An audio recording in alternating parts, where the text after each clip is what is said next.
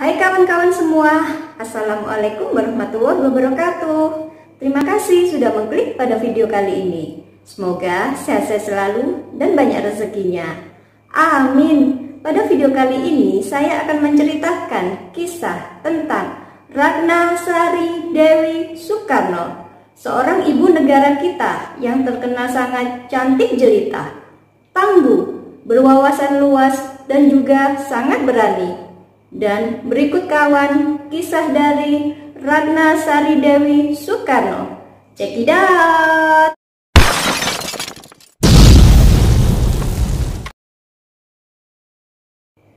Ratna Sari Dewi merupakan istri ke-6 dari Presiden pertama Republik Indonesia, yaitu Insinyur Soekarno.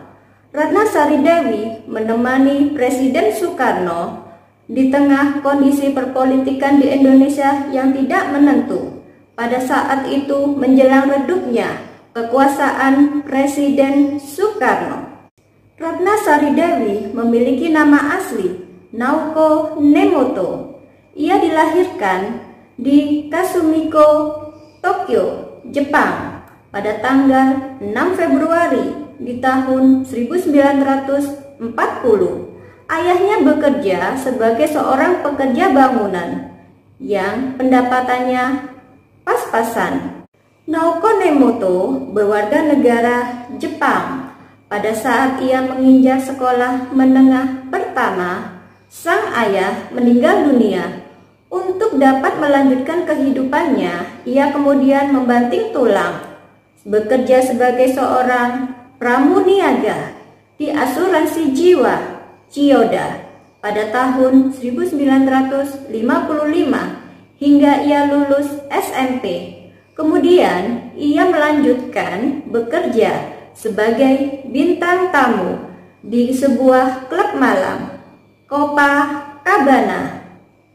Banyak sekali gosip-gosip miring tentang pekerjaan yang dijalankan oleh Naoko Nemoto ini. Salah satunya, dia dikabarkan bekerja sebagai seorang geisha, tetapi berulang-ulang kali Naoko Nemoto menyangkal pernyataan tersebut. Darah seni juga mengalir kuat pada Naoko Nemoto. Ia sangat pandai bermain drama, menyanyi, dan juga melukis. Ia juga mendapatkan 2 penghargaan dalam karya lukisnya. Tetapi impian menjadi seorang pelukis harus ia pendam karena ia melihat kehidupan para pelukis wanita di Jepang yang kehidupannya tidak menentu. Naoko Nemoto dan Presiden Soekarno bertemu pertama kali di Hotel Imperial Tokyo pada tanggal 16 Juni di tahun 1959 melalui teman mereka yang bernama Kubo Masao. Naoko Nemoto sangat terkesima oleh karisma yang dimiliki sang putra fajar. Ia begitu kagum ketika melihat wawasan yang sangat luas yang dimiliki oleh Presiden Soekarno. Bagaimana Presiden Soekarno bisa menjelaskan dengan lancar tentang kekaisaran yang ada di Jepang, kesejarahan Jepang, dan tokoh-tokoh pahlawan yang ada di Jepang yang sangat dikagumi oleh Nemoto. Usai pertemuan tersebut, Presiden Soekarno dan Naoko Nemoto kemudian saling berbalas surat cinta melalui Kedutaan Besar Republik Indonesia yang ada di Tokyo. Dan Presiden Soekarno mengundang Naoko Nemoto untuk datang ke tanah air. Setibanya di tanah air, barulah Naoko Nemoto mengetahui bahwa ia selama ini dimanfaatkan oleh temannya yang bernama Kubo Masao untuk memperlancar bisnisnya yang berada di Indonesia.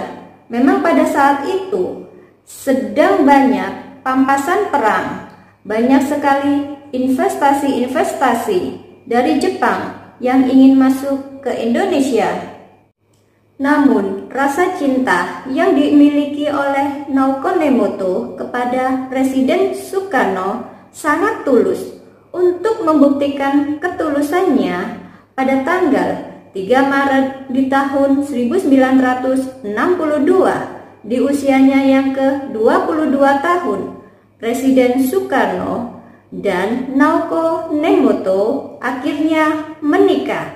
Kemudian Presiden Soekarno memberikan nama kepada Naoko Nemoto, yaitu Ratna Sari Dewi, dan kewarganegaraannya diganti menjadi warga negara Indonesia.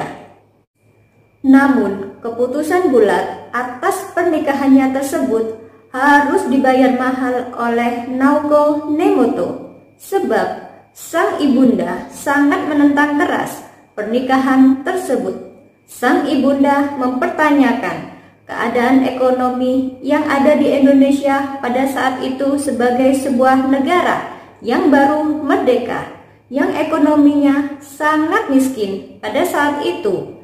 Tak lama setelah pernikahan tersebut, akhirnya sang ibunda jatuh sakit dan meninggal dunia.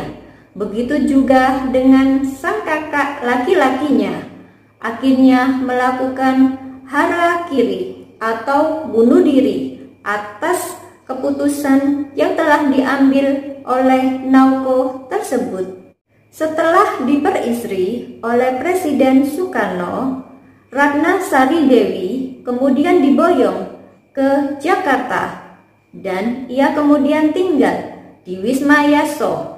Disinilah Presiden Soekarno memperkenalkan Ratna Sari Dewi kepada anak-anaknya seperti Megawati, Rahmawati, Sukmawati, Guntur, dan juga Guru Soekarno Putra. Lambat laun, Presiden Soekarno memperkenalkan Ratna Sari Dewi ke hadapan publik sebagai istri beliau. Ia juga mendampingi Presiden Soekarno di acara jamuan-jamuan penting kenegaraan dan juga pertemuan dengan para pejabat-pejabat. Karena parasnya yang sangat cantik dan wawasannya yang sangat luas, Ratna Sari Dewi cepat bisa menarik perhatian masyarakat. Ketika di Indonesia terjadi tragedi berdarah, Gerakan 30 September 1965, dan kondisi perpolitikan di Indonesia yang sedang kacau balau, atas desakan Presiden Soekarno, Ratna Sari Dewi kemudian memutuskan untuk menetap di kota Tokyo, Jepang. Dan pada tanggal 11 Maret di tahun 1967, Ratna Sari Dewi melahirkan anak pertamanya dengan Presiden Soekarno yang kemudian diberi nama Kartika Sari Dewi Soekarno atau yang akrab dipanggil dengan nama Karina. Setelah Presiden Soekarno turun tahta dan kemudian menjadi tahanan kota, kesehatan dari Presiden Soekarno terus-menerus memburuk. Kemudian beliau dilarikan ke Rumah Sakit Gatot Subroto. Mendengar kabar buruk menurunnya kesehatan sang suami tercinta, Ratna Sari Dewi kemudian kembali ke Jakarta bersama dengan Karina, buah hatinya dengan Presiden Soekarno.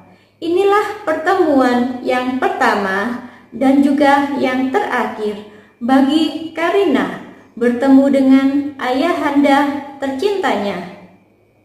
Akibat dari kesehatannya yang terus-menerus memburuk, akhirnya pada tanggal 21 Juni di tahun 1970, Presiden Soekarno menghembuskan nafas terakhirnya.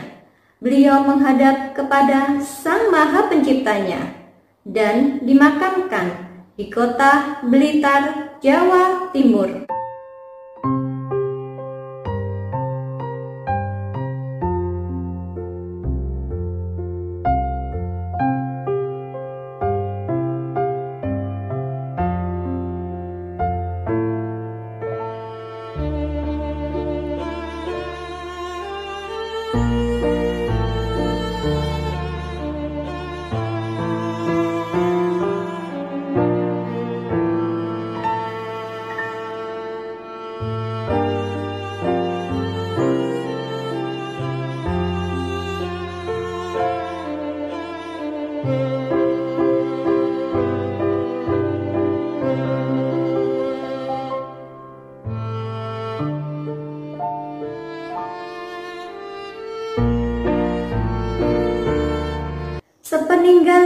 Presiden Soekarno, Ibu Dewi ini kemudian menetap di luar negeri seperti di Paris, Zurich, New York, dan juga Tokyo. Ia bekerja dengan sangat keras sekali demi bisa menghidupi kehidupannya beserta sang buah hati tercinta, Karina, sang penyemangat hidupnya.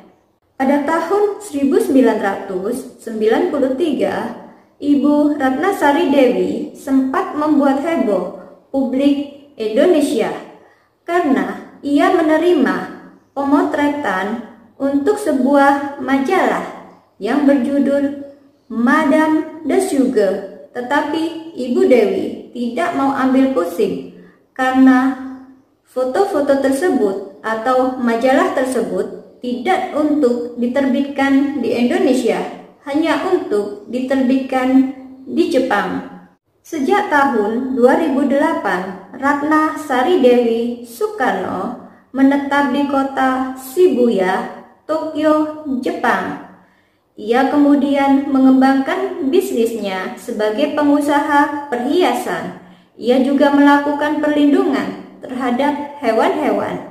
Ia adalah seorang sosialita dan pada saat ini ia juga merupakan seorang juri dalam ajang pencarian bakat. Selain aktif di pertelevisian Jepang, Ratnasari Dewi juga memiliki sebuah channel YouTube yang menyajikan konten-konten dalam bahasa Jepang dan juga bahasa Inggris. Hingga saat ini, Ratnasari Dewi Soekarno tetap memiliki kewarganegaraan Indonesia. Karena dengan kewarganegaraan Indonesia inilah ia dengan mudah dapat mengunjungi makam sang suami tercinta, yaitu Presiden Soekarno, di Blitar, Jawa Timur, Indonesia.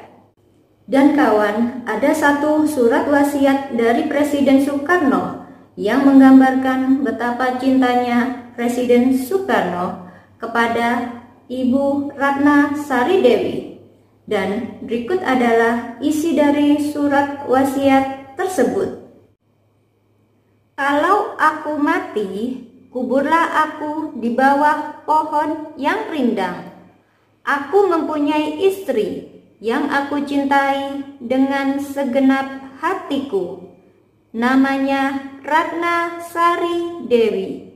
Kalau ia meninggal, kuburlah ia di dalam kuburku.